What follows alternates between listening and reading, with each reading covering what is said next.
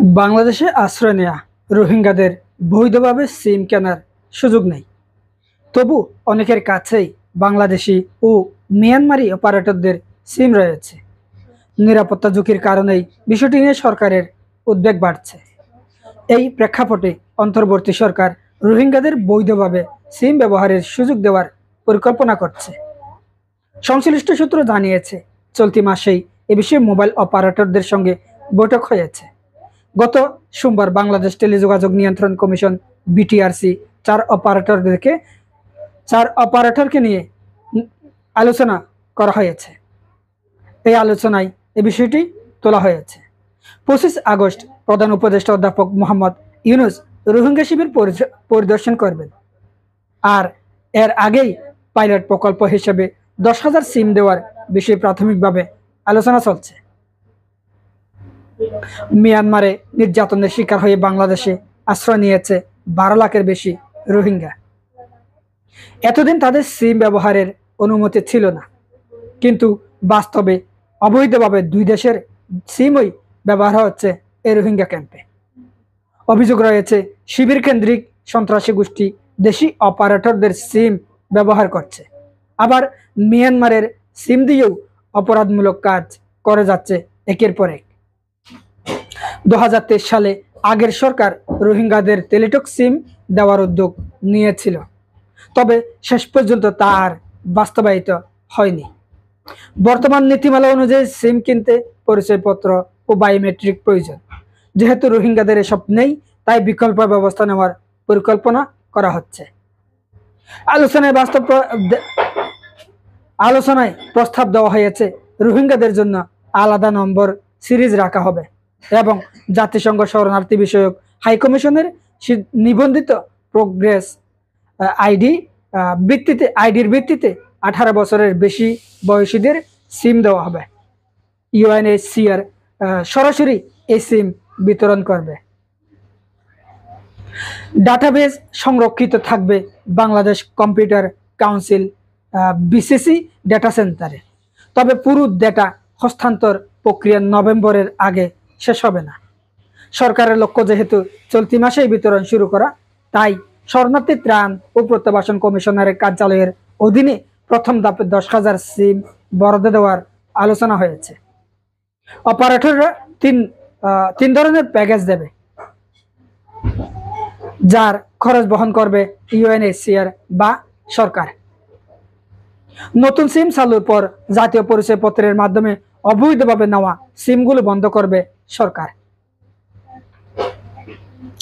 BTRC chairman major general অবসরপ্রাপ্ত এমদাদুল বারী বলেছেন, রোহিঙ্গাদের সঠিকভাবে শনাক্ত না করলে ক্যাম্পে সিম দেওয়া সম্ভব নয়। শনাক্তকরণ প্রক্রিয়া নিয়ে এখন আলোচনা চলছে। রোহিঙ্গাদের বৈধভাবে সিম দেওয়ার উদ্যোগকে স্বাগত জানায় গ্রামীণফোন প্রতিষ্ঠানের সিসিএও তানভীর মোহাম্মদ বলেছেন, এতে অনেকে বৈধভাবে সিম ব্যবহারের সুযোগ পাবেন।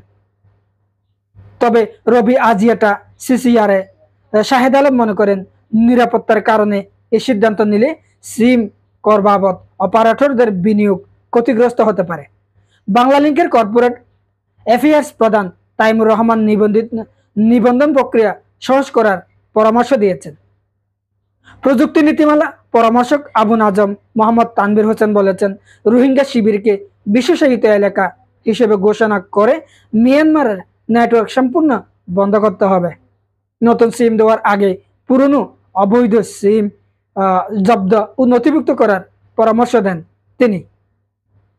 তবে বাংলাদেশের সিম যদি রোহিঙ্গা ক্যাম্পে চালু হয়, হয়তো অপরাধ আর অনেকটাই বেড়ে যাবে। যদি না করা হয়, রোহিঙ্গাদের যে নেটওয়ার্ক বাংলাদেশে পাওয়া যাচ্ছে, এটি বন্ধ করা না হয়। এখন সহজেই যোগাযোগ হচ্ছে রোহিঙ্গাদের ক্যাম্পের সাথে মিয়ানমারের বাসিন্দাদের। এই যোগাযোগ যদি বিচ্ছিন্ন করা না হয়, তাহলে যে কোনোভাবে আরো অপরাধ বাড়তে পারে। এপার ওপার সহজেই সংযোগ হচ্ছে, তাদের নেটওয়ার্ক এখানে পাচ্ছে, এখানকার নেটওয়ার্ক সেখানে যাচ্ছে।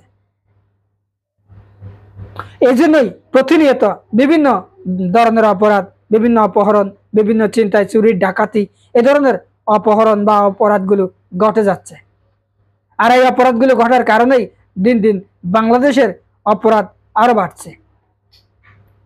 রোহিঙ্গাদের সাথে তাল মিলিয়ে বাংলাদেশের নাগরিকরাও সেই অপরাধে যুক্ত হচ্ছে। আর এই অপরাধ বন্ধ করতে গেলেই তারা প্রশাসন অনেকটাই হিমশিম খেতে হচ্ছে।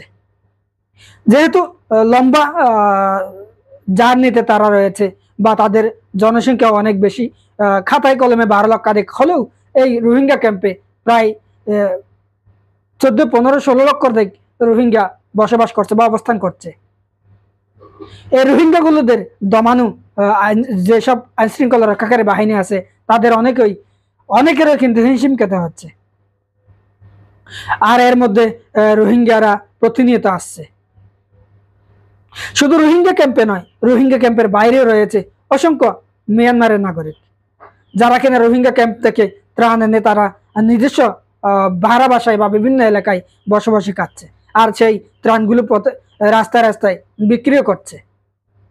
এসব অপরাধ, এসব বিভিন্ন অন্যায় প্রশাসন দেখেও হয়তো না দেখার ভান ধরে আছে।